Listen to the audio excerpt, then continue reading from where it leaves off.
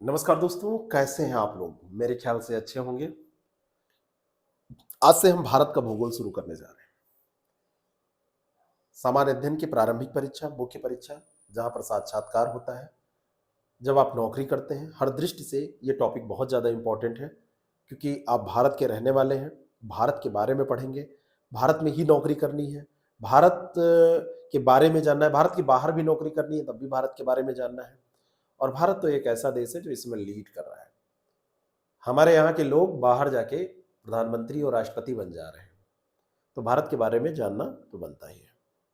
आपके पीछे मैप जो डिस्प्ले हो रहा है वो विश्व का हो रहा है। भारत विश्व स्तर पर देखें तो एक क्षेत्र है जिसको हम भारतीय उपमहाद्वीप के नाम से जानते हैं। भारत एक देश के रूप में भी हम जानते हैं। जब विश्व के भूगोल को हम पढ़ रहे थे तो हमने आपको बताया था कि किसी भी क्षेत्र का भूगोल आपको पढ़ना हो तो सबसे पहले सिद्धांतों की बात करिए, सिद्धांतों को समझ लीजिए, मृदा के बारे में जान लीजिए, जलवायु के बारे में जान लीजिए, वनस्पतियों के बारे में जान लीजिए, वर्षा के पैटर्न को जान लीजिए, पूरे लैंडफॉर्म को जान लीजिए। अगर ये अध्ययन आप कर सकते हैं तो किसी क्षेत्र में इसी को अप्लाई कर देंगे, उन सिद्धांतों को अप्लाई कर देंगे तो आप सारी चीज़ों को आसानी से समझ लेंगे। इसमें कोई दो राय नहीं, आपको बहुत आसानी से ये समझ में आ जाएगा। विश्व भूगोल में हमने जिन सिद्धांतों को पढ़ा है, जो सिद्धांत हम वहां पर पढ़ते चले आए हैं, तो उन सिद्धांतों को, विश्व भूगोल के उन सिद्धांतों को हम यहां पर अप्लाई करेंगे। विश्व भूगोल का जितना भी ज्ञान है उसको हम भारत में अप्लाई कर देंगे, हमको समझ में आ जाएगा। गलती कई बार लोगों से ये होती है कि वो सीधा भारत का भूगोल पढ़ते हैं। वो सोचते हैं कि 100 यूनिट क्यों पढ़े, 2.42 कर लीजिए, 42%, 2.4%, 42% पढ़ के अगर आधे प्रश्न मिल जा रहे हैं तो हम 100% क्यों पढ़ें? पूरे विश्व के बारे में पढ़ेंगे तो 100% पढ़ना पड़ेगा। विश्व के भूगोल का मतलब केवल उसके क्षेत्रीय ज्ञान से ही नहीं है, वो सिद्धांतों के बारे में ज्ञान है। और जब किसी सब्जेक्ट को आप पढ़ रहे हैं और सिद्धांत आपने नहीं पढ़ा, मैंने आपको बताया था एक क्षेत्रीय उपागम होता है और एक आप टॉपिक वाइज पढ़ लेते हैं। कुछ आप उठाते हैं और उस टॉपिक की, मृदा उठाया पूरे विश्व का पढ़ डाला, जलधाराएं उठाई पूरे विश्व के बारे में पढ़ डाला, लोहा उठाया तो पूरे विश्व के बारे में कहाँ कहाँ उत्पादन, कहाँ कहाँ उसका भंडारण है, सब पढ़ डाला। वो एक अलग चीज है। लेकिन जब क्षेत्र में आप पढ़ते हैं तो आप भारत के बारे में खनिज भी पढ़ेंगे, भारत की जलवायु भी पढ़ेंगे, भारत की मृदा भी पढ़ेंगे, भारत की वनस्पति भी पढ़ेंगे। अब हमारा जो है ज्ञान हमारा वो बिल्कुल क्लियर हो गया। तो अब हमको क्या करना है, उन्हीं जो सिद्धांतों को हमने पढ़ा है, जो ज्ञानार्जन विश्व भूगोल से हमने किया है, उसको यहां पर अब हमको अप्लाई कर देना है और इसको सीख लेना है। हमने बताया कि 2.42%, अगर पूरे विश्व को मान लें कि उसका क्षेत्रफल 100 है तो उसमें 2.42 हिस्सा जो है वो किसका है? भारत का है। 100 में है इसीलिए प्रतिशत लिख दिया। यानी कि अगर हम एरिया की बात करें, अगर हम क्षेत्रफल की बात करें तो पूरे विश्व में भारत का क्षेत्रफल 2.42% पूरे विश्व का ये पाया जाता है। कोई दिक्कत नहीं है, पाया जाता है। भारत का क्षेत्रफल अगर हम देखें तो वो इतना अगर है तो आपसे प्रश्न पूछा जा सकता है, अच्छा यह कैसे आपको पता चला कि 2.42% है? तो आप बताएंगे कि मुझे पता है कि जो भारत का क्षेत्रफल है वो 32,87,263 वर्ग किलोमीटर है। 32,87,263 वर्ग किलोमीटर है, करेक्ट? और ये जो क्षेत्रफल है ये विश्व के क्षेत्रफल का 2.42% है। ठीक है, समझ में बात आ गई? भारत को आप देखेंगे, कोई विभाजन नहीं, कुछ नहीं, आकार की दृष्टि से देखेंगे तो कुछ ऐसा आपको दिखेगा। आपको कुछ नहीं पता है लेकिन इतना जरूर पता होगा कि इधर आप आएंगे तो इधर इंडियन ओशन है। इंडियन ओशन की अवस्थिति को आप देखें तो भारत को 3 तरफ से घेर रहा है। एक हिस्सा जो ऊपर का है बस वो लैंड से घिरा हुआ है, बाकी नीचे का दक्षिणी, पूर्वी और पश्चिमी जो हिस्सा है साउथ का, वो पूरा आपको घिरा मिलेगा। किससे? जल से। और वो जलीय जो क्षेत्र है वो क्या है? वो हिंद महासागर का जलीय क्षेत्र है। हमने आपको अक्षांश और देशांतर के बारे में जब बताया था तो हमने कहा था किसी देश की अवस्थिति जब आप निर्धारित करेंगे तो ग्रिड की बात हमने की थी। जब कोई स्थान आप देख रहे हैं तो एक ग्रिड आप बनाएंगे कि ये स्थान, ये ग्रिड है, तो अक्षांश, ये आपकी अक्षांश रेखा हो गई और ये देशांतर रेखा हो गई। यहां पर जहां पे काट रही है वो ग्रिड है, और इसी पर पूरा गूगल मैप और जितनी भी पोजिशनिंग सिस्टम की बात हम करते हैं इसी सिद्धांत के आधार पर करते हैं। लेकिन किसी देश की स्थिति की हम बात करेंगे तो उसको हम between longitude and between latitude की बात करेंगे, कि कितने लॉन्जिट्यूड के बीच में है, कितने लैटिट्यूड के बीच में है, उसकी हम बात करेंगे। भारत की स्थिति आप वर्ल्ड मैप में देखिए, 0 डिग्री यानी कि इक्वेटर ये है, 0 डिग्री अक्षांश रेखा इसको बोलते हैं, और ये आपकी 0 डिग्री देशांतर रेखा है जिसको प्राइम मेरिडियन के नाम से जाना जाता है।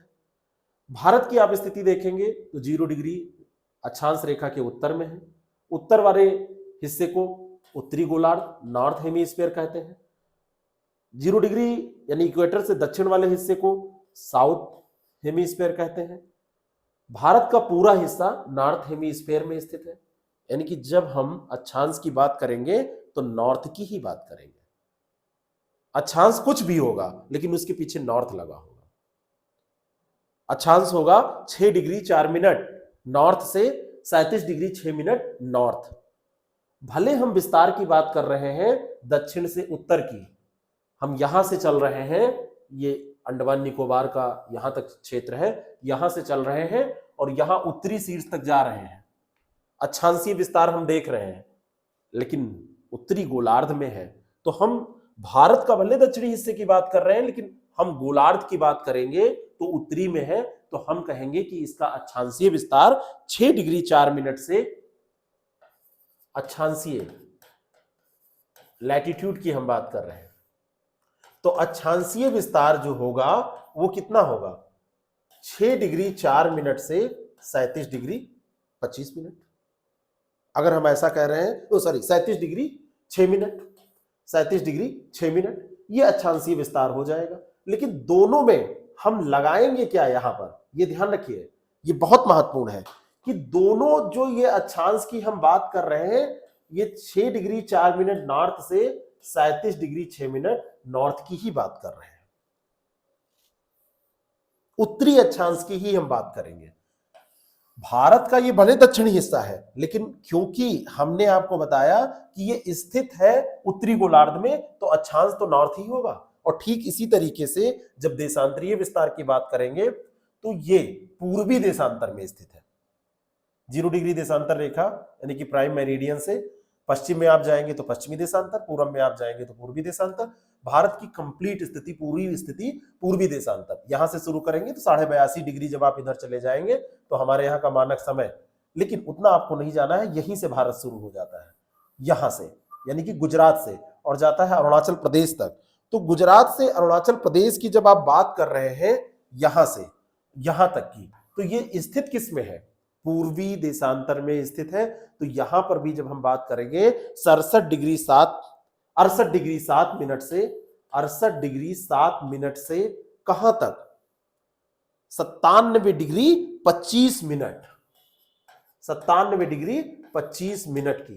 तो 97 डिग्री 25 मिनट, इसके पीछे क्या लगाएंगे, पूर्वी देशांतर की हम बात कर रहे हैं, ईस्ट की बात हम कर रहे हैं, इसमें कहीं पे वेस्ट नहीं आएगा। कंफ्यूज बिल्कुल मत होइएगा क्योंकि हम इसके हिसाब से अवस्थिति देख रहे हैं, यहां पर क्या स्थिति है भारत की। अब आपसे अगर कोई पूछ ले कि ऐसे तो बता दिए, हमको समझ में नहीं आया, ये आपने देशांतरीय विस्तार बता दिया, ये देशांतरीय विस्तार है, ऊपर आपने अक्षांशीय विस्तार बता दिया। किसी ने कहा कि हमको ये समझ में नहीं आ रहा, हमको किलोमीटर में बताओ कि उत्तर से दक्षिण अगर हम जाएं तो भारत का विस्तार क्या मिलेगा, कितने किलोमीटर का मिलेगा, तो आप क्या बताएंगे। मोटे तौर पर 30 डिग्री का लगभग आपको ये मिल जाता है, पूरा 29 डिग्री के आसपास, 30 डिग्री के आसपास, आपको 30 डिग्री के आसपास ये विस्तार मिल जाता है अक्षांशीय और देशांतरीय। लेकिन जब इसको आप कैलकुलेट करते हैं तो कैलकुलेट करने में अक्षांशीय जो विस्तार होता है, अक्षांशीय विस्तार का मतलब है उत्तर से दक्षिण का विस्तार। जो दक्षिण से आपने शुरू किया था 6 डिग्री 4 मिनट से 37 डिग्री 6 मिनट तक गए थे, तो ये विस्तार हम देख रहे हैं, तो इसको किलोमीटर में कन्वर्ट करेंगे तो ये आपका पूरब से पश्चिम की विस्तार की अपेक्षा ज्यादा आएगा। ये विस्तार आपका पूरब से पश्चिम की विस्तार की अपेक्षा ज्यादा आएगा। ये इसकी वैल्यू निकालेंगे किलोमीटर में तो 3214 किलोमीटर आएगा। और जब आप पूरब से पश्चिम की यानी देशांतरीय विस्तार की बात करेंगे तो 2933 किलोमीटर आएगा। तो आप उनसे कह दीजिए कि लो भाई समझ लो, अब हमने किलोमीटर में कन्वर्ट कर दिया। बात समझ में आ गई? ये किलोमीटर में हमने कन्वर्ट कर दिया, अब आप किलोमीटर में समझ लो।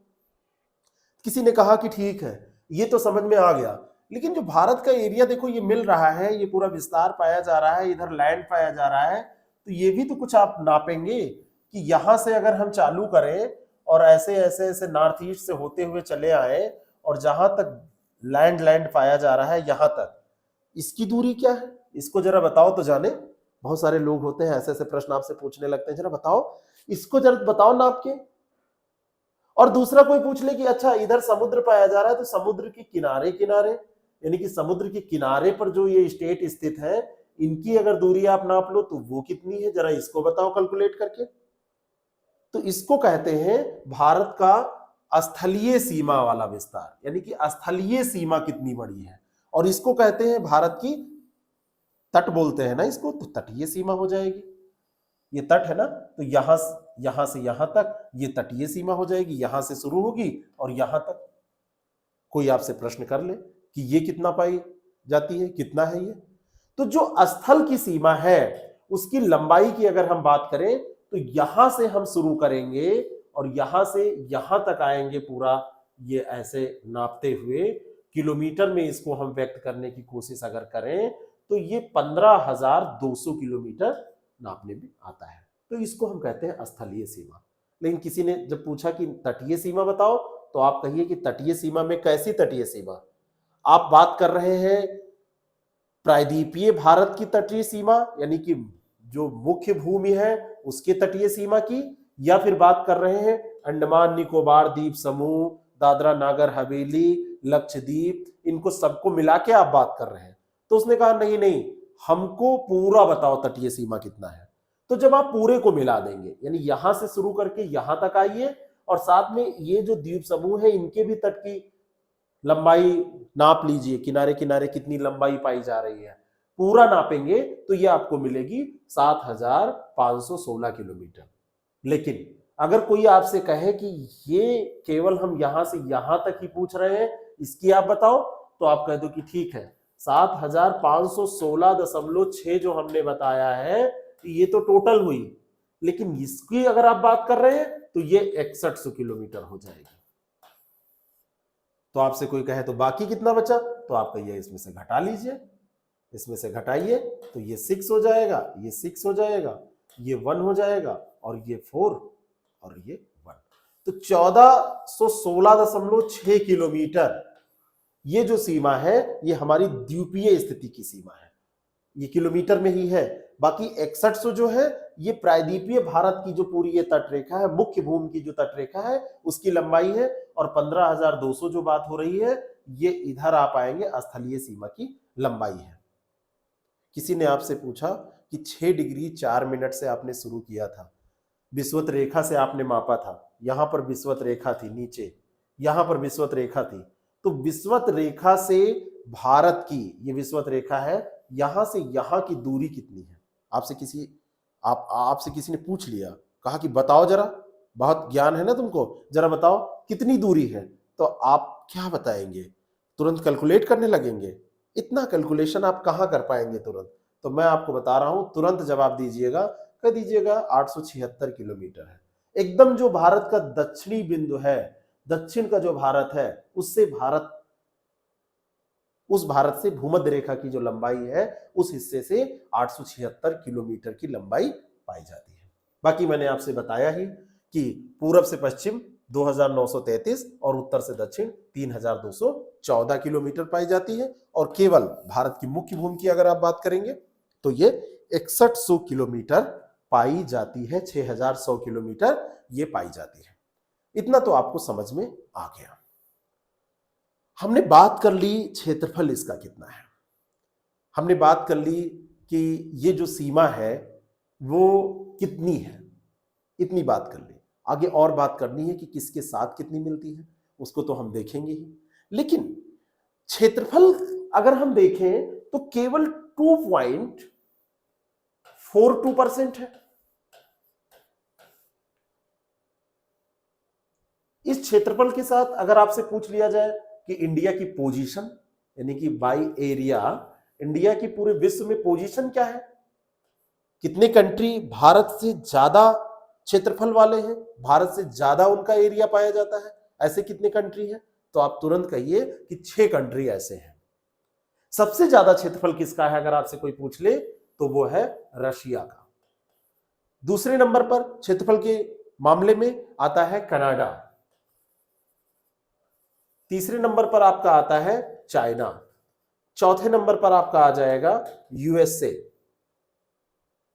पांचवें नंबर पर आपका आ जाएगा कौन सा देश, ब्राजील आएगा, ब्राजील आएगा। छठे नंबर पर आपका आएगा ऑस्ट्रेलिया, और ऑस्ट्रेलिया के बाद में 7वें नंबर पर आपका आ जाएगा इंडिया।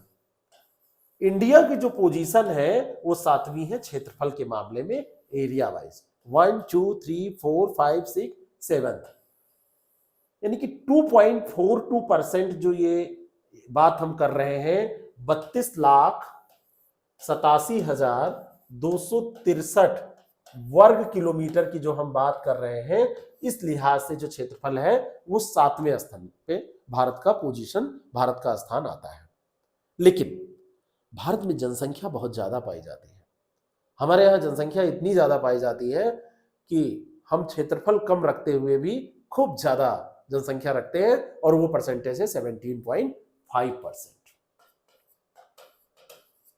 क्षेत्रफल केवल पूरे विश्व का 2.42%, जनसंख्या पूरे विश्व की 17.5%, क्षेत्रफल में 7वां स्थान। लेकिन पॉपुलेशन में अगर हम पॉपुलेशन की बात करें तो पॉपुलेशन में हमने बिल्कुल रिकॉर्ड कायम किया है। हमारे यहाँ की जो मशीनें हैं पॉपुलेशन बढ़ाने वाली, वो बहुत बढ़िया से काम करती हैं। हमने चाइना को भी पीछे करने की ठान ली है। केवल चाइना ही है जो हमारे पॉपुलेशन के मामले में हमसे आगे है।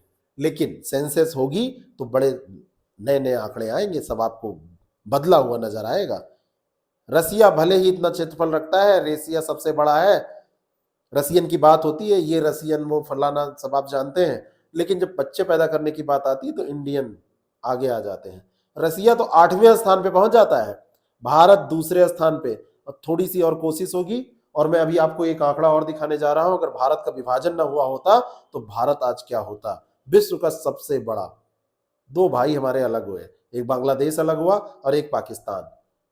अपना पाकिस्तान, दूसरे का पाकिस्तान नहीं, एक भाई है, थोड़ा सा नाराज है, थोड़ा सा किसी ने चढ़ा दिया, अलग हो गया, कुछ बंटवारा हो गया। एक दिन जब बहुत परेशान होगा परिवार में वापस आ जाएगा, और अगर वो वापस आ गया, उसको मिला लिया,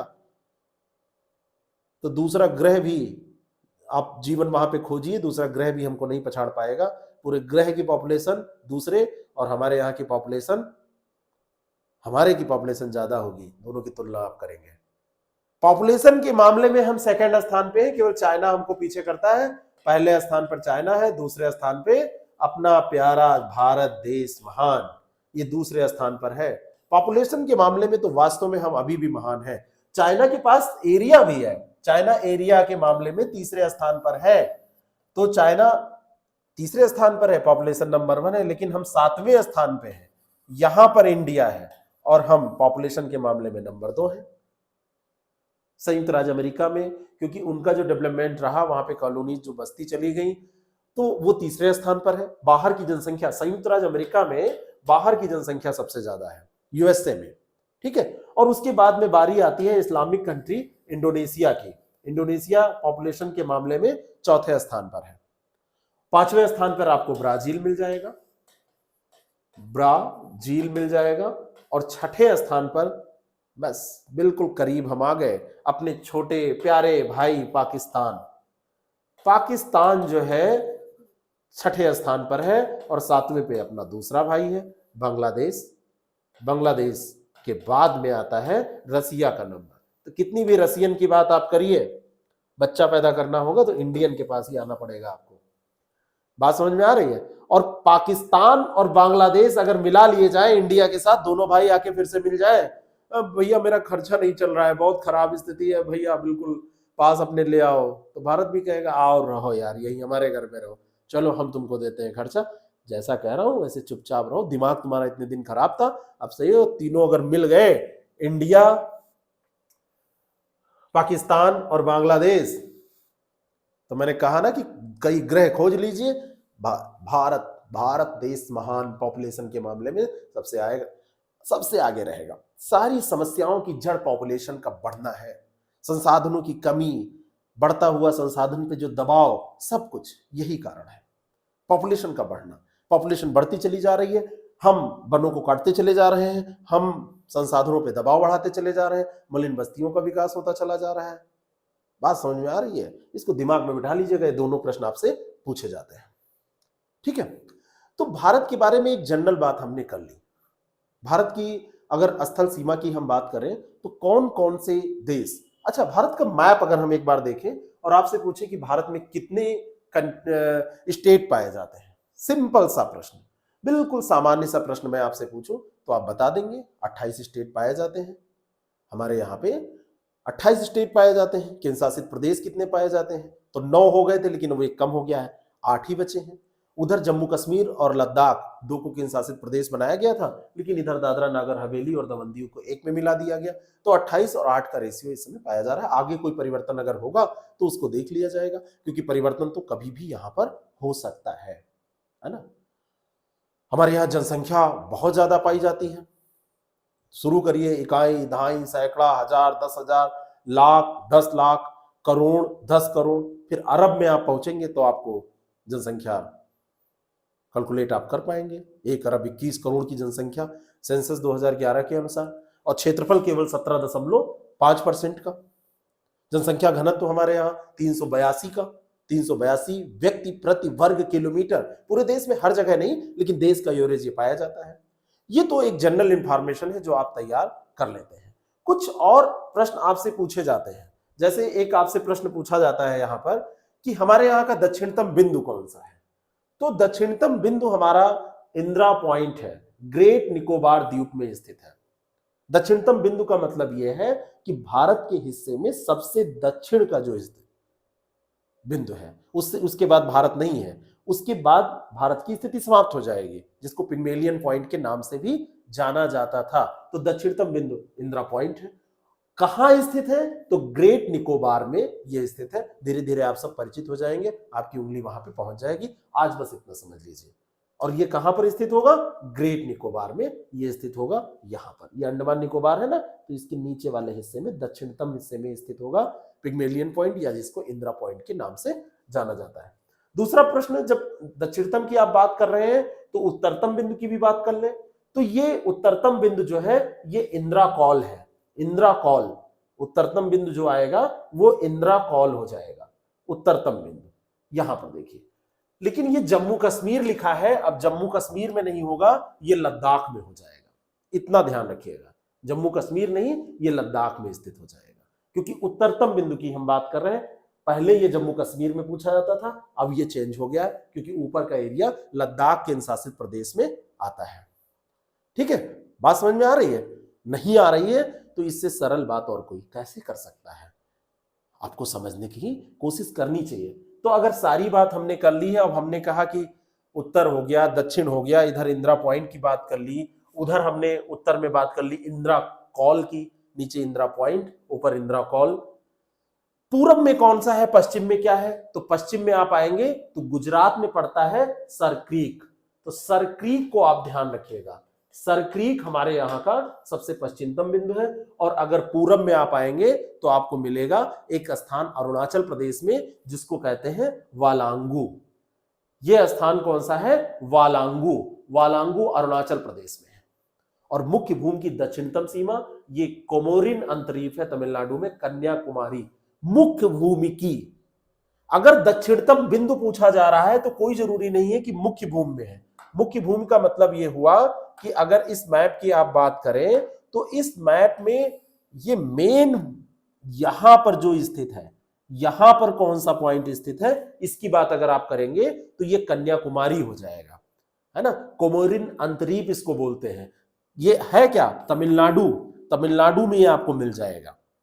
लेकिन अगर मुख्य भूमि से अलग हट के बात करेंगे, जो कि आपको ग्रेट निकोबार द्वीप समूह में मिलेगा, द्वीप में मिलेगा, अंडमान निकोबार द्वीप समूह में जो ग्रेट निकोबार है वहां पर आप जाएंगे तो आपको इंदिरा पॉइंट मिल जाएगा। ये अंतर ध्यान में रखिएगा, ठीक है।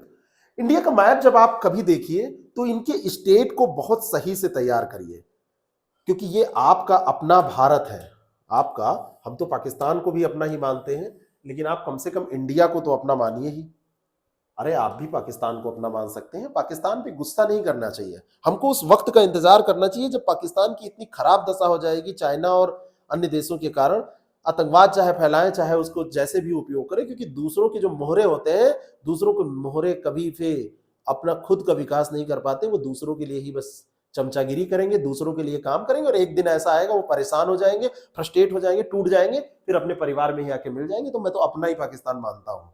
नालायक बेटा है भारत का वो, एक दिन वो सही हो जाएगा। भारत की स्टेट की अगर आप बात करें तो थोड़ा सा इनका क्रम आपको ध्यान होना चाहिए, कहां पे किसकी क्या पोजीशन है। धीरे धीरे जब भारत का पूरा हम भूगोल पढ़ चुके होंगे आगे भविष्य में, तो ये सब आपको याद हो जाएगा। यहां देखिए लद्दाख है, जम्मू कश्मीर है, ये आपका हिमाचल प्रदेश है। इधर आप आएंगे तो हिमाचल प्रदेश के बगल में इधर साउथ में आपको पंजाब मिलेगा, जिसकी सीमा कहां कहां से मिलेगी, इसकी सीमा आपको पंजाब की जम्मू कश्मीर से भी मिल जाएगी, हिमाचल प्रदेश इधर राजस्थान से मिलेगी, हरियाणा से भी मिलेगी, ठीक है। ये देखिए कितना बढ़िया है। जब पंजाब की सीमा आप ऐसे दिमाग में बिठाइए, बार बार मैप देखेंगे। उत्तराखंड और उत्तर प्रदेश पहले एक हुआ करते थे, फिर इनका विभाजन कर दिया गया, ये अलग हो गए, उत्तराखंड को अलग कर दिया गया। डेट वेट कैसे क्या है कभी हम पढ़ लेंगे, उसको याद कर लेंगे। 3 स्टेट एक साथ अलग हुए थे, एक अलग हुआ था छत्तीसगढ़ बना था, एक अलग हुआ था उत्तराखंड बना था, और एक था झारखंड। चूजा फार्मूला है, छत्तीसगढ़, उत्तराखंड, झारखंड, यही 3 क्रम है ना। 1 तारीख, 7 तारीख और 10 तारीख, ऐसे नवंबर में इसको तारीख आप देख लीजिएगा, लेकिन बनने का क्रम यही था।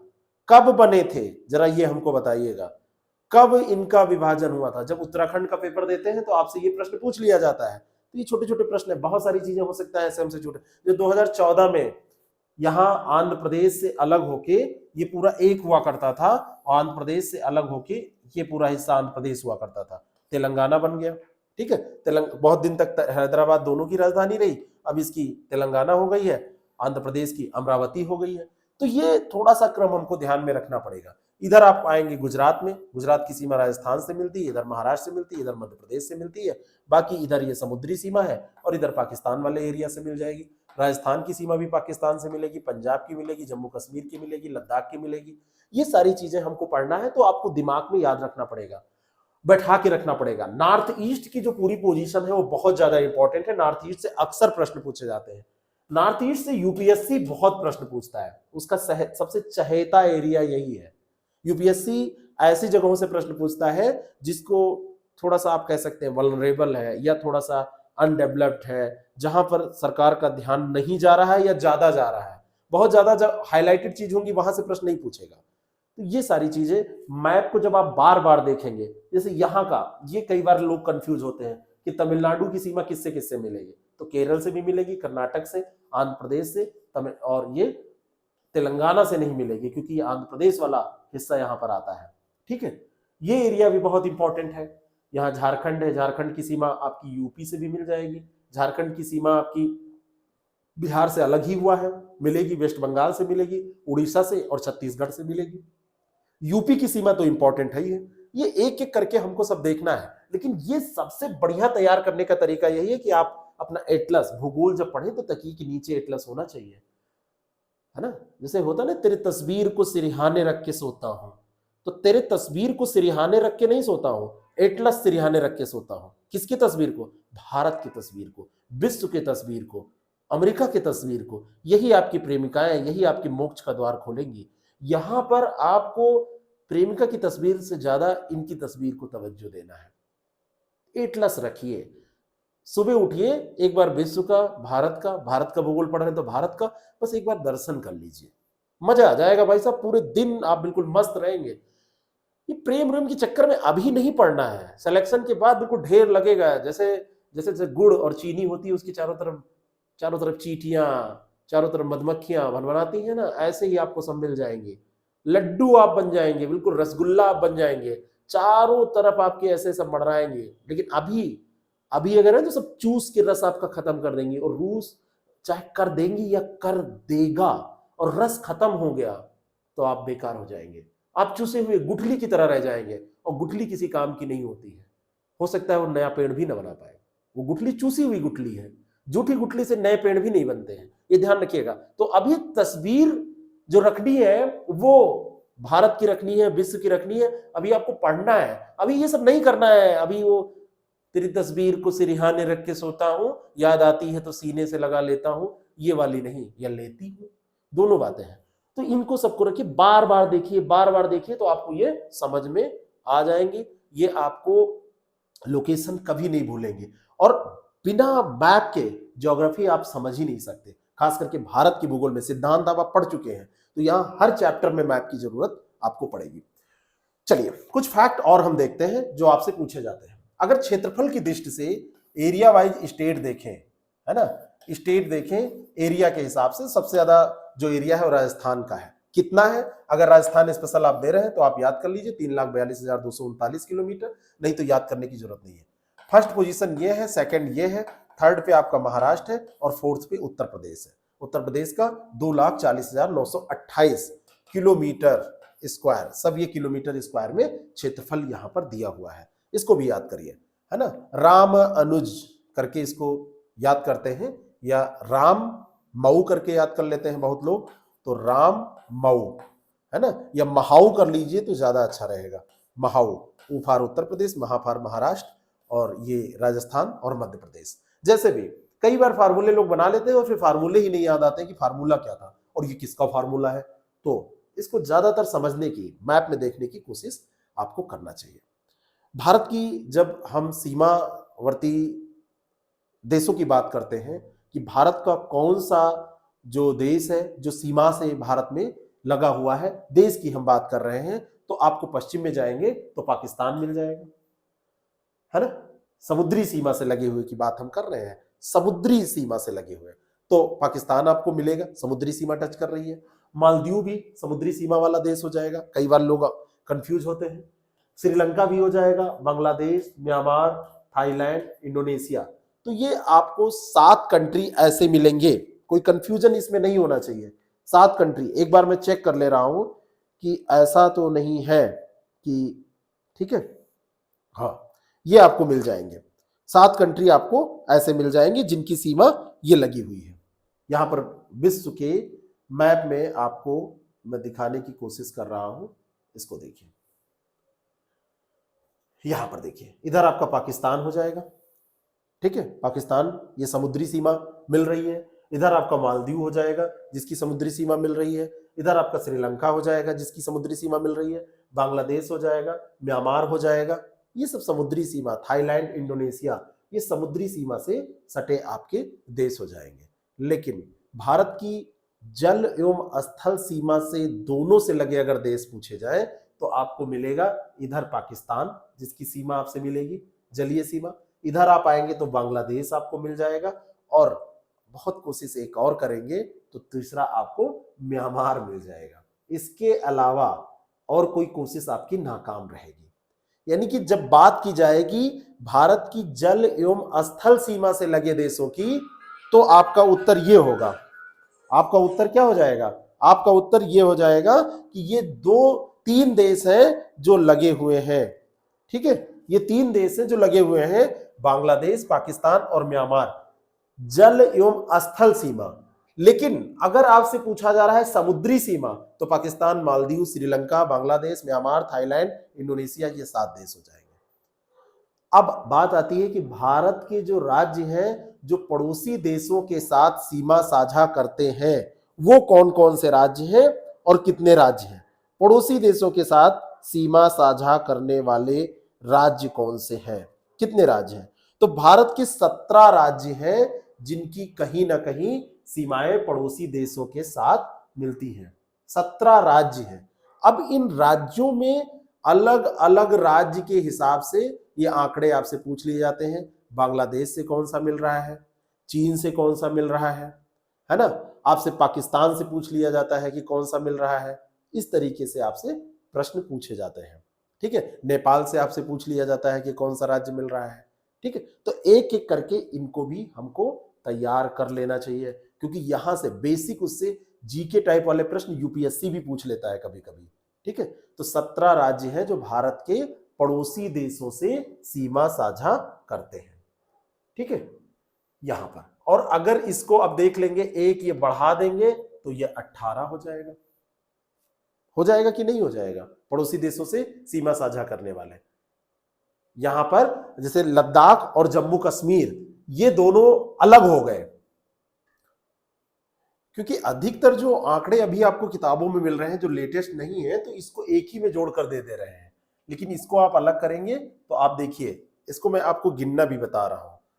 गुजरात 1, राजस्थान 2, पंजाब 3, जम्मू कश्मीर 4, लद्दाख 5, हिमाचल प्रदेश 6, उत्तराखंड 7, उत्तर प्रदेश 8, बिहार 9, ठीक है ना, सिक्किम 10, इधर आप आएंगे तो यहां पर ये वेस्ट बंगाल हो जाएगा 11, अरुणाचल प्रदेश 12, असम 13, नागालैंड 14, मणिपुर 15, मिजोरम 16, इधर आप आएंगे त्रिपुरा 17, और एक ये आपका मेघालय हो जाएगा 18।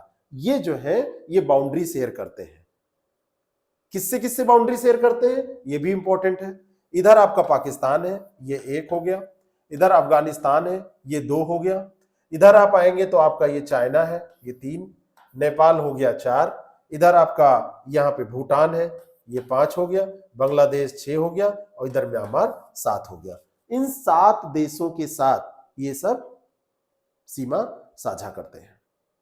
ठीक है, ये लैंड वाले कंट्री हैं जिनके साथ हमारी सीमाएं मिलती हैं। अब इन्हीं से ये प्रश्न आपसे पूछ लिया जाएगा कि किन से ये सीमा साझा करते हैं। ठीक है, आगे बढ़ते हैं। और आपसे क्या पूछा जा सकता है इसमें?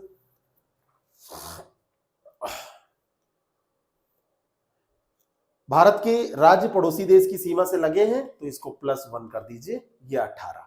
ठीक है, ये थोड़ा सा मैं बताने के लिए कि ये अपडेट आप हो जाइए, जो दिमाग में आपके हैं उसको हटा दीजिए। अब बात आती है कि सर्वाधिक लंबी जो अंतरराष्ट्रीय रेखा है वो आप किसके साथ साझा करते हैं? कौन सा देश है जिसके साथ सबसे ज्यादा लंबी अंतरराष्ट्रीय सीमा मिलती है? कौन सा ऐसा देश है? तो वो आपका हो जाएगा बांग्लादेश। और सबसे छोटी जो अंतरराष्ट्रीय सीमा है वो किसके साथ साझा की जाती है? तो वो आपका यहां पर हो जाएगा अफगानिस्तान। छोटी सी यहां पर ये देखिए मिल जाएगी, यहां पर ये आपका पाकिस्तान वाला पूरा एरिया हो गया, यहां पर ये अफगानिस्तान का, या छोटा सा लद्दाख का हिस्सा इससे मिलेगा। तो सबसे बड़ी अंतरराष्ट्रीय सीमा बांग्लादेश के साथ। बांग्लादेश के साथ कितनी अंतरराष्ट्रीय सीमा है? 4096.7 किलोमीटर। बांग्लादेश के साथ देखें तो 4096.7 किलोमीटर ये सीमा मिलती है। सबसे छोटी जो अफगानिस्तान के साथ मिलती है, यहां पर ये छोटी सी सीमा है अफगानिस्तान के साथ। तो अफगानिस्तान के साथ ये अफगानिस्तान के साथ बहुत कम है, 106 किलोमीटर की सीमा हम केवल भारत जो हमारा है वो साझा करता है। तो सबसे बड़ी सीमा वो बांग्लादेश के साथ, ये देखिए ऐसे करके इस सीमा की हम बात कर रहे हैं, यहां तक देखिए ये बांग्लादेश के साथ यहां तक ये सीमा 4096.7 किलोमीटर है। सेकंड पे हम चाइना के साथ सीमा साझा करते हैं, यहां से ये पूरा लेके यहां तक का जो एरिया है वो चाइना के साथ। तो सेकंड नंबर पर चाइना की बारी आती है। तो चलिए एक बार हम इसकी लिस्टिंग कर लेते हैं। सेकंड नंबर पर चाइना की बारी आती है। ये आप देखिए सबसे ज्यादा जो सीमा हमारी है भारत बांग्लादेश के साथ है, 4096.7 किलोमीटर। सबसे छोटी जो सीमा है वो अफगानिस्तान के साथ है, 106 किलोमीटर। भारत और चीन की सीमा जो है वो सेकंड, ये फर्स्ट है, सेकंड नंबर पर है 3488 किलोमीटर। भारत और पाकिस्तान की जो सीमा है उसको आप देखेंगे, 1 मिनट में मैप यहीं पर ले लेता हूं जिससे कि आपको साथ साथ में ये समझ में आता चले, है ना। ये ना लगे कि ये सीमा आई कहां से, सीमा आई और सीमा गई और हमको तो कुछ समझ में नहीं आया। ऐसा हो जाता है कभी कभी, क्योंकि आप प्रेशर के साथ पढ़ते हैं। दिमाग को जितना खाली रखेंगे उतना बढ़िया समझ में आएगा। यानी कि खाली दिमाग शैतान का घर होता है, शैतान जल्दी समझेगा। बिल्कुल, जितना दिमाग आप, जैसे जो लोग पेपर से बहुत डरते हैं उनकी तैयारी होती है तब भी पेपर फेल कर जाते हैं, और जो लोग डरते नहीं है बिल्कुल हरफन मौला टाइप के रहते हैं, हमेशा हमें यार देखते हैं, देंगे, होगा होगा, नहीं होगा नहीं होगा, कोई बात नहीं। कोई चला आईएएस बन के ही जरूरी है कि पूरी जिंदगी बिताई है, तो वो आईएएस भी बन जाएंगे, वो सफल भी है, जो भी देंगे बहुत, लेकिन इतनी लापरवाही नहीं, पढ़ेंगे नहीं। पढ़ने के बाद की बात हो रही है। तो फर्स्ट पोजीशन जो है वो आपकी बांग्लादेश की सीमा है, मैंने आपको बताया। दूसरा ये चाइना वाली जो सीमा है ये सेकंड पोजीशन है। थर्ड नंबर पर भारत और पाकिस्तान की सीमा यहां से शुरू होती है, देखिए यहां तक पूरी, ये जम्मू कश्मीर और लद्दाख दोनों आते हैं। कौन कौन से देश, अभी इनकी हम बात कर लेंगे, ये तीसरे नंबर पर है। चौथे पे है भारत और नेपाल की सीमा, उत्तराखंड से यहां से शुरू होकर देखिए बिहार से होते हुए यहाँ सिक्किम तक चली जाती है, पश्चिम बंगाल से भी मिलती है। चौथे स्थान पे भारत म्यांमार की सीमा, ये पूरा भारत और म्यांमार की सीमा यहां से शुरू होके ये पूरी सीमा, इधर म्यांमार है ना, तो ये पांचवें स्थान पे है भारत और म्यांमार। छठे स्थान पे भारत और भूटान की सीमा है, छोटी होने लगी देखिए, भारत और भूटान, ये आपका पश्चिम बंगाल है, यहाँ पर असम है, ये अरुणाचल प्रदेश, इधर सिक्किम, इतने के साथ 4 स्टेट के साथ मिलेगी छठे स्थान पे। और सातवें स्थान पर आपकी भारत और अफगानिस्तान की सीमा आती है, जो केवल 106 किलोमीटर यहां पर है, ये केवल 106 किलोमीटर पाई जाती है। बात समझ में आ गई? ये है। अब जो ये सीमाएं मिल रही हैं, इन सीमाओं को अगर हम देखें तो इन सीमाओं के साथ कुछ स्टेट भी आपको ध्यान रखने पड़ेंगे कि बांग्लादेश के साथ 4096 किलोमीटर की सीमा तो हमने देख लिया, लेकिन ये सीमा जो मिल रही है ये कौन कौन से देश हैं, कौन कौन से स्टेट हैं जिनके साथ ये मिल रही है। तो यहीं पर हम इसको लिख लेते हैं, इसको यहीं पर हम लिख के समझ लेते हैं। बांग्लादेश की सीमा आपकी मिलेगी पश्चिम बंगाल से, यहां पर देखिए ये बांग्लादेश है आपका, इसकी सीमा नंबर 1, यहां पर नोट करिए, नोट करते चले जाइए। इतनी लंबी जो सीमा है ये किससे किससे मिल रही है, तो यहीं पर आप नोट करिए, इसकी सीमा आपकी मिलेगी एक तो पश्चिम बंगाल से, ये देखिए पश्चिम बंगाल है। दूसरा जो स्टेट होगा वो कौन सा होगा, इसी के बगल चले आइए, इधर पश्चिम बंगाल यहां समाप्त हुआ, तो देखिए ये मेघालय से मिल रही है इसकी सीमा, मेघालय से। फिर आप आएंगे तो इसकी सीमा मिलेगी त्रिपुरा से, मेघालय से, बीच में मिजोरम भी आप कर सकते हैं, नहीं पहले आप त्रिपुरा करिए, तो आप पश्चिम बंगाल, मेघालय, त्रिपुरा, मिजोरम, इनको लिख लीजिए, पश्चिम बंगाल, मेघालय, त्रिपुरा, मिजोरम। और यहां पर देखिए ये असम के साथ यहां पर सीमा मिल रही है, ये देखिए, तो असम भी हो जाएगा। पश्चिम बंगाल, मेघालय, त्रिपुरा, मिजोरम और असम, ये 5 राज्य हैं, 5 राज्यों से इनकी सीमा मिलती है, नोट करते चलिएगा। भारत और चीन की बात करें, भारत और चीन की सीमा, इधर आप आइए। पहले ये जम्मू कश्मीर रहता था कि जम्मू कश्मीर से ये सीमा मिलती है, लेकिन जम्मू कश्मीर से सीमा अब नहीं मिलेगी, ठीक है। जम्मू कश्मीर की जगह पे यहां पर आप कर लीजिए लद्दाख, जम्मू कश्मीर की जगह पे यहां पर आप कर लीजिए लद्दाख, ठीक है। चीन की सीमा किसके, किन किन राज्यों के साथ मिलती है, तो इसको लद्दाख कर लीजिए। लद्दाख के अलावा दूसरा जो कंट्री होगा उसको बताइए। हिमाचल प्रदेश, स्पष्ट तौर पर ये लद्दाख हो गया, दूसरा हो गया हिमाचल प्रदेश, तीसरा हो गया उत्तराखंड, कोई शक नहीं होना चाहिए। अगला कौन सा हो जाएगा, चाइना से इधर आप आएंगे सिक्किम, तो 1 2 3 4 और इधर आ जाएंगे तो अरुणाचल प्रदेश 5, सिक्किम और अरुणाचल प्रदेश 5। जम्मू कश्मीर से हटा दीजिएगा आप, लद्दाख, हिमाचल प्रदेश, उत्तराखंड, सिक्किम, अरुणाचल प्रदेश, ठीक है। ये 5 राज्यों से चाइना बॉर्डर शेयर करता है, 5 यहां पर भी हो जाएंगे। भारत और पाकिस्तान की अगर हम बात करें तो भारत और पाकिस्तान में गुजरात पहला हो जाएगा, दूसरा आपका राजस्थान हो जाएगा, तीसरा आपका पंजाब हो जाएगा, चौथा आपका जम्मू कश्मीर हो जाएगा, और एक और इसमें हो जाएगा, वो कौन सा होगा उसको बताइए। पाकिस्तान के साथ और किसकी सीमा मिलेगी, जम्मू कश्मीर तो ये मिल ही रही है, लद्दाख तो पहला, दूसरा, तीसरा और चौथा और ये पांचवा, तो इसकी सीमा भी 5 राज्यों के साथ मिल जाएगी। पहले आप इसको 4 पढ़ते थे, गुजरात, राजस्थान, पंजाब, जम्मू कश्मीर, अब लद्दाख भी इसमें ऐड कर दीजिए, तो 5 राज्यों, जब से ये विभाजन हो गया है तो 5 राज्यों के साथ। आइए अब चलते हैं नेपाल के साथ। तो नेपाल की सीमा उत्तराखंड से मिलेगी, उत्तर प्रदेश से मिलेगी, बिहार से मिलेगी, ये 3 हो गया। पश्चिम बंगाल से भी देखिए यहाँ पे नेपाल की सीमा मिल रही है, तो ये 4 हो गया, और एक मिल जाएगी सिक्किम से, तो ये भी 5 हो गया। उत्तर प्रदेश, बिहार, पश्चिम बंगाल, उत्तराखंड और सिक्किम। उत्तराखंड से शुरू ही हमने किया है, पहला उत्तराखंड, दूसरा उत्तर प्रदेश, तीसरा बिहार, चौथा ये पश्चिम बंगाल और पांचवा सिक्किम। तो 5 राज्यों से इसकी भी सीमा यहां पर मिल जाएगी। भारत म्यांमार की सीमा, भारत म्यांमार बहुत बार पूछा गया है। भारत म्यांमार की सीमा इधर अरुणाचल प्रदेश से मिलेगी, आप उसके जस्ट साउथ में आएंगे तो आपकी वो सीमा नागालैंड से मिल जाएगी, मणिपुर से मिल जाएगी और मिजोरम से मिल जाएगी। यानी कि इसकी जो सीमा मिलेगी वो 4 राज्यों से मिलेगी। म्यांमार की जो सीमा मिलेगी वो कितने राज्यों से मिलेगी? वो 4 राज्यों से मिलेगी। नोट कर लीजिए कौन कौन से राज्य हैं, स्पष्ट तौर पर आपको दिखाई दे रहा है, अरुणाचल प्रदेश, नागालैंड, अरुणाचल प्रदेश, नागालैंड, मणिपुर, मिजोरम, तो ये 4 राज्यों से मिलेगी।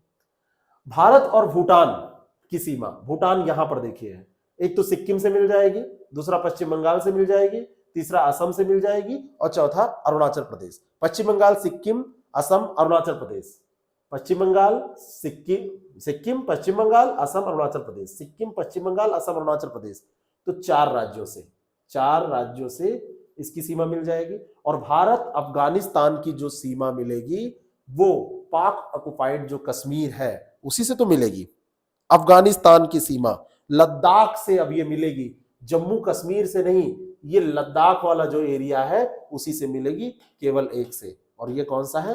लद्दाख, जम्मू कश्मीर नहीं, क्योंकि पुराना नोट्स, पुरानी किताब अगर आप कहीं अपडेट करने से रह जाता है, कभी कभी बहुत कोशिशों के बावजूद भी ये चीजें रह जाती हैं, तो ये आपको ध्यान में रखना है। ये फैक्ट आपसे कभी कभी पूछ लिए जाते हैं। चलिए आगे हम बढ़ते हैं। हमारे यहाँ पे जो अंतर्राष्ट्रीय सीमा है उसको कई बार आपसे पूछा जाता है कि कौन से देश हैं जिनसे अंतर्राष्ट्रीय स्तर पर सीमा का निर्धारण किस रेखा के साथ किया गया है, तो उन रेखाओं को भी हमको जानना होता है। जैसे अंतर्राष्ट्रीय सीमा है हमारी भारत के साथ, अंतर्राष्ट्रीय सीमा है हमारी भारत की पाकिस्तान के साथ, अंतर्राष्ट्रीय सीमा हमारी भारत की है चीन के साथ, अफगानिस्तान की भारत के साथ है, श्रीलंका की है। तो इनको हम किस किस नाम से जानते हैं? अगर हम इसकी बात करें तो इसको नाम दिया गया है, बहुत इतिहास में हम नहीं जाएंगे क्योंकि वो इतिहास आपसे कभी 1-2 बार पूछा गया है, नहीं तो वो इतिहास बहुत ज्यादा इंपॉर्टेंट नहीं है, लेकिन इसका नाम जरूर इंपॉर्टेंट है। कभी कभी सुमेलित करने में या डायरेक्ट आपसे वही प्रश्न पूछ लिया जाता है कि किस सीमा को किस नाम से जाना जाता है, तो चलिए उसको हम देख लेते हैं। ठीक है, भारत और पाकिस्तान, खास करके भारत और हम अगर बांग्लादेश की बात करें, मतलब भारत पाकिस्तान के साथ में बांग्लादेश की बात करें या इसकी बात करें, तो रेड क्लिफ रेखा के द्वारा इसकी सीमा का निर्धारण होता है। भारत और चीन की सीमा का जो निर्धारण है वो मैकमोहन इसको लिखा जाता है हिंदी में, लेकिन मैकमोहन जो है ये भारत और चीन की सीमा का निर्धारण इसके द्वारा किया जाता है। डूरंड जो लाइन है वही जो 106 किलोमीटर की सीमा है भारत और अफगानिस्तान की, ये इसके द्वारा निर्धारित की जाती है। और एक आता है पाक स्ट्रेट, ये देखिए यहां पर पाक स्ट्रेट है, नाम इसका पाक, PALK लिखा जाता है, अगर हिंदी में लिखेंगे तो पाक ही लिखेंगे। कई बार पाक के नाम से जो अभी शुरुआती कैंडिडेट होते हैं जो ज्यादा पढ़े नहीं होते, उसको पाक का नाम है तो पाकिस्तान का मामला होगा, तो वो नहीं, भारत और श्रीलंका के बीच में पाक जल संधि के द्वारा सीमा का निर्धारण होता है। तो रेड क्लिफ आपसे पूछी जाए तो भारत पाकिस्तान, भारत बांग्लादेश, मैकमोहन आपसे पूछा जाए तो चाइना, डूरंड आपसे पूछा जाए तो भारत अफगानिस्तान, और पाक जल संधि आपसे पूछी जाए तो ये भारत और श्रीलंका के बीच में सीमा का निर्धारण ये करती है। ठीक है, बात समझ में आ गई? तो भारत का एक सामान्य परिचय हमने देखा, भारत के बारे में हमने ये पढ़ा कि ये गोंडवाना लैंड का भाग था। अगर कभी कभी आपसे पूछ लिया जाता है कि किस द्वीप का भाग था धार्मिक एक मतानुसार, तो आप कहेंगे ये जम्बू द्वीप का भाग हुआ करता था। जम्बू द्वीपे भारत खंडे ऐसा करके जब पूजा पाठ होता है तो वहां से भी एक प्रश्न पूछ लिया जाता है, जम्बू द्वीप का ये भाग था। भारत के क्षेत्रफल के बारे में हमने देख लिया। भारत को जैसे कहा जाता है इंडिया, तो इंडिया कैसे कहा गया, इंडिया भारत को कैसे कहा गया, किस भाषा का शब्द है इंडिया, तो ये ग्रीक भाषा का शब्द है। बाकी हमने भारत के बारे में जनरल सारी बातें कर ली हैं, उसकी लंबाई चौड़ाई, उत्तर से दक्षिण, पूरब से पश्चिम सब हमने देख लिया है, तटरेखा की लंबाई देख लिया है, भारत किस गोलार्ध में स्थित है। तो अगर आपसे पूछ लिया जाए कि भारत किस गोलार्ध में स्थित है, तो नॉर्थ में अक्षांशीय विस्तार और पूरब में आपका देशांतरीय विस्तार, तो नॉर्थ ईस्ट हो जाएगा, कोई दिक्कत, नॉर्थ ईस्ट हो जाएगा, उत्तर पूर्वी हो जाएगा, कोई दिक्कत नहीं है। भारत की सबसे बड़ी स्थलीय सीमा किसके साथ है, सबसे छोटी स्थलीय सीमा अंतरराष्ट्रीय स्तर पर किससे मिलती है, ठीक है, ये सब आप जान गए हैं। दक्षिणतम बिंदु, और आपसे अगर पूछ लिया जाए भारत की मूल भाग का जो दक्षिणतम स्थान है वो कौन सा है, कहां पर स्थित है ना, ये सारी चीजें आपको समझ में आ गई है। थोड़ी सी कुछ बातें और अभी हमको परिचय में ही करनी है, जिनको थोड़ा सा करना जरूरी मैं समझता हूं कि अगर उसको कर लिया जाएगा तो ये ज्यादा अच्छे से कंप्लीट हो जाएगा। तो नेक्स्ट क्लास में थोड़ा सा परिचय हम और आपको देंगे, है ना। जैसे कभी आपसे पूछ लिया जाता है कि जो भारत है उसकी समुद्री सीमा का विस्तार कितना है। अभी कर्क रेखा मकर रेखा वाली कुछ थोड़ी सी बातें हैं जो आपके बीच में थोड़ा सा चर्चा का विषय रहती हैं, उनको भी हमको थोड़ा सा पढ़ लेना चाहिए। अब जैसे मान लीजिए कि मैं आपको बताऊं ही कि भारत की जो कर्क रेखा की बात करें तो भारत कर्क रेखा किन किन राज्यों से होकर गुजरती है, इसकी हम बात कर लेंगे, ये परिचय हम पूरा कंप्लीट कर लेंगे। और इसमें हम देख लेंगे कि भारत की जो तटरेखा जैसे हमने बात की है अभी, तटरेखा किसकी सबसे लंबी है, कितना है, और थोड़ा सा मानक समय पे, तो ये अगली क्लास में हम इसको कर लेंगे। लेकिन आज से ये पढ़ना आप चालू कर दीजिए। आप इसको मान के चलिए कि आपको बार बार मैप देखना है, बार बार मैप की आदत आपको डाल लेनी है। अगर ये डेवलप हो गई तो समझ में बहुत आसानी से आ जाएगा। फिर मिलते हैं अगली क्लास में।